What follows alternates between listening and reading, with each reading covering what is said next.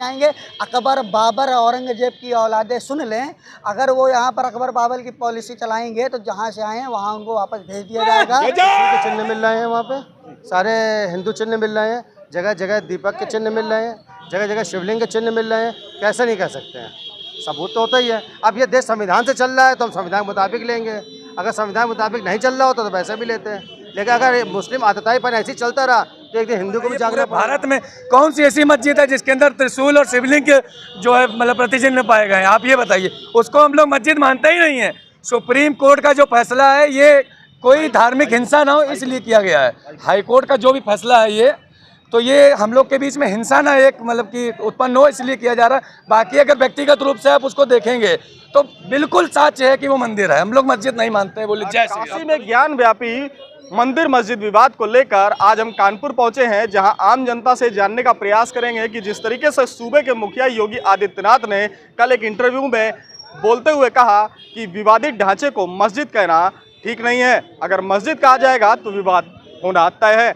ऐसे में कानपुर की आम जनता क्या सोचती है? आखिर काशी विश्वनाथ में जिस चीज़ को लेकर विवाद चल रहा है, कुछ लोग कह रहे हैं कि वो विवादित ढांचा मस्जिद है, तो कुछ लोगों का कहना है कि वो विश्वेश्वर महादेव का मंदिर है। ऐसे में हम कानपुर की जनता के साथ मौजूद हैं, आइए सीधे इनसे ही बात करते हैं। तो काशी में जिस तरीके से विवाद चल रहा है, पुरातत्व विभाग जो है वो वहाँ पर मौके पर पहुँचा था जाँच करने के लिए, मगर सुप्रीम कोर्ट के आदेश के बाद जो सर्वे होना था उस पर रोक लग गई। ऐसे में इलाहाबाद के जो हाई कोर्ट है वो कल इस पे अपना निर्णय देने वाला है। हाई कोर्ट के निर्णय पर आम जनता की क्या राय होगी, जो सर्वे होना चाहिए या नहीं होना चाहिए, ज्ञानव्यापी मस्जिद मंदिर विवाद का क्या निर्णय होना चाहिए, लोग क्या सोचते हैं? क्या नाम है आपका? ये दिलीप नाम है, मैं इसी क्षेत्र में रहता हूँ, यहाँ का जो है निवासी हूँ। दिलीप जी, उत्तर प्रदेश के मुख्यमंत्री योगी आदित्यनाथ ने कल एक इंटरव्यू में बयान दिया है कि ज्ञानव्यापी को मस्जिद कहना ठीक नहीं है। आपको क्या लगता है, क्या वो मस्जिद, क्योंकि वर्तमान में वहाँ नमाज हो रही है, पूरा जो ढांचा है वो मस्जिद के आकार का है, ऐसे में आपकी क्या राय है? देखिए, माननीय मुख्यमंत्री जी का जो कथन है वो एकदम सत्य है और 100% ठीक है, क्योंकि माननीय सुप्रीम कोर्ट की गाइडलाइन के अनुसार उस जो है मंदिर का प्रांगण का जो है जांच हो रही है, तो हमें माननीय सुप्रीम कोर्ट की गाइडलाइन का इंतजार करना चाहिए।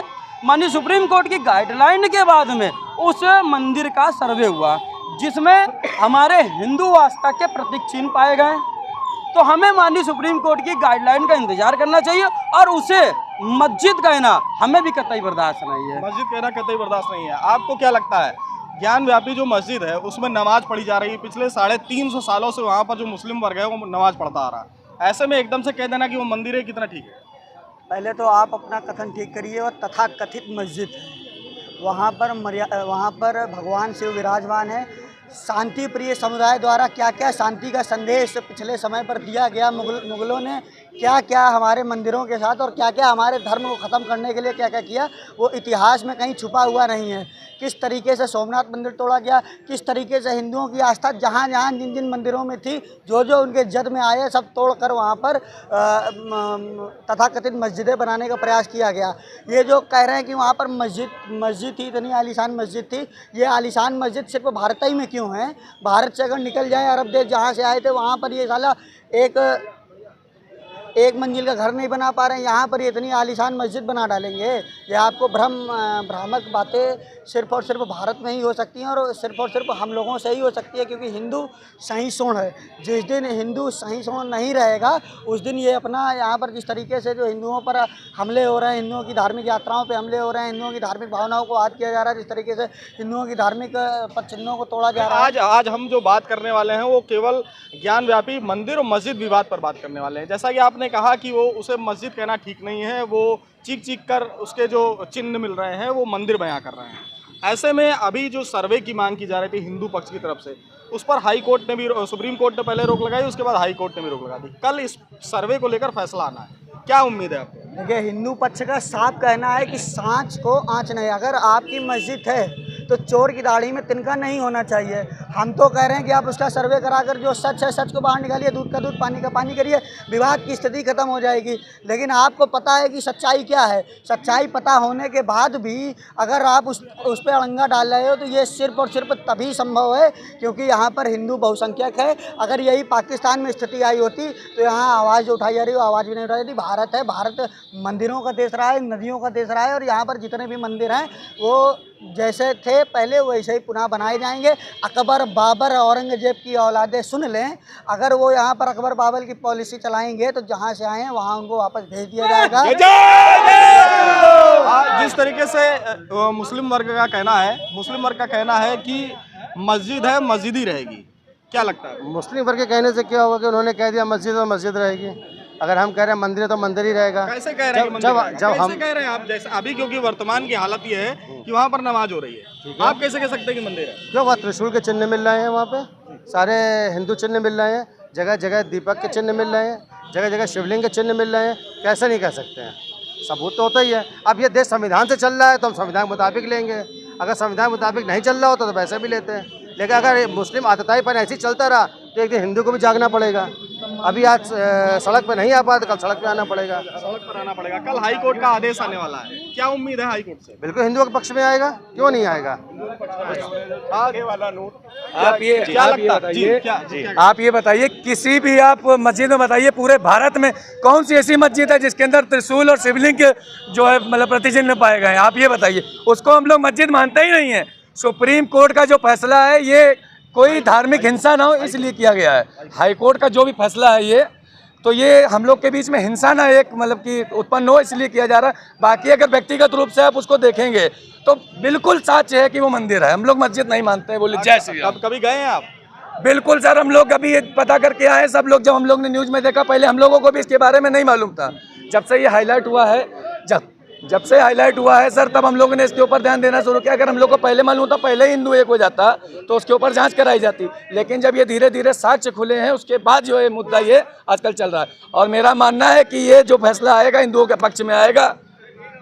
आपने अभी कहा कि जिस तरीके से वहाँ पर अकबर बाबर का जो सिस्टम है वो अब देश में नहीं चलेगा, तो क्या माना जाए कि क्या एक वर्ग को, क्या जैसा कहा जाता है कि इस समय हिंदुओं की सरकार देश में चल रही है, तो क्या माना जाए दूसरे वर्ग को अब देश में रहने का अधिकार नहीं है क्या? हमने आपसे पहले भी कहा है कि मुस्लिमों की जितनी भी जातियां सूफियां हैं वो सिर्फ और सिर्फ भारत में हैं। भारत में इसलिए है क्योंकि यहाँ पर हिंदू बहुसंख्यक है। अगर यहाँ पर हिंदू बहुसंख्यक ना होता तो जहाँ पर ये बहुसंख्यक है वहाँ पर भी इनकी सारी जातियाँ एक साथ नहीं रह रही हैं, मिल के आपस में एक साथ नहीं रहती हैं। और आपने जैसे कहा कि वहाँ पर त्रिशूल के चिन्ह हैं, स्वास्तिक के चिन्ह हैं, इन सब के चिन्ह हैं। अगर ये सब चिन्ह उस तथाकथित खंडार के अंदर, मस्जिद के अंदर हैं तो उसमें शिवलिंग भी रख दो, क्या दिक्कत है उसमें? जैसे आपकी भावना आहत हो रही है, आपका कहना है कि वो मंदिर है, मुस्लिम वर्ग का कहना है कि वो मस्जिद है, तो ऐसे भावना आहत हो रही है, तो क्या मानते हैं कि अगर आपके पक्ष में कल हाई कोर्ट का निर्णय नहीं आता तो क्या करेंगे? सुप्रीम कोर्ट जाएंगे, क्योंकि हमने एक लड़ाई अभी विजय की है। राम मंदिर की जो लड़ाई थी वो हम लोगों ने उसकी 498 वर्ष प्रतीक्षा की है, 425 वर्ष उसकी प्रतीक्षा की है और अंतिम में विजय प्राप्त की है। ठीक है, उसी तरीके से इसकी भी हम लोग लड़ाई लड़ रहे हैं और अंतिम में विजय सच की होगी। क्योंकि हम ये नहीं कह रहे हैं कि हमें चाहिए, अगर एक पक्ष की सुनी जानी होती तो अब तक वहाँ पर मंदिर का भव्य निर्माण कराया जाने लगता। एक पक्ष की नहीं सुनी जा रही, अगर एक पक्ष की कार्रवाई होती, दोनों पक्ष की कार्रवाई होती। इसलिए हम लोगों का कहना है कि दूध का दूध पानी का पानी किया जाए, जाँच की जाए। जाँच के बाद जो उसमें निकले, जो सच्चाई हो वो सच के आधार पर वहाँ पर जो आगे बनना हो वो बनाया जाए। हम ये नहीं कह रहे हैं कि हमारी सिर्फ सुनी जाए, हम तो कह रहे हैं कि उसका सर्वे किया है, सर्वे के बाद जो वहाँ पर सच्चाई निकल रही है की जाए। अगर आप कह रहे हैं कि वहाँ स्वास्तिक बना है, आप कह रहे हैं वहाँ त्रिशूल बना है, आप कह रहे हैं कि वहाँ पर कमल चिन्ह बने हैं, तो वहाँ पर जब इतनी चीज़ें हिंदुओं की मौजूद है तो शिवलिंग भी रख दो, क्या दिक्कत है उसमें? बिल्कुल, देखिए ये हिंदू पक्ष का साफ तौर पर कहना है कि जिस तरीके से ज्ञान व्यापी को कुछ लोग मस्जिद करार दे रहे हैं तो कुछ उसे मंदिर करार दे रहे हैं। ऐसे में अब कल जब हाई कोर्ट अपना निर्णय सुनाएगा कि पुरातत्व विभाग आखिर उसका सर्वे करे या ना करे, अब ये तो वक्त ही बताएगा। अगर सर्वे होता है तो मस्जिद के भीतर के साक्ष्य बाहर आएंगे और आगे की दिशा इस मंदिर और मस्जिद के विवाद की बढ़ पाएगी।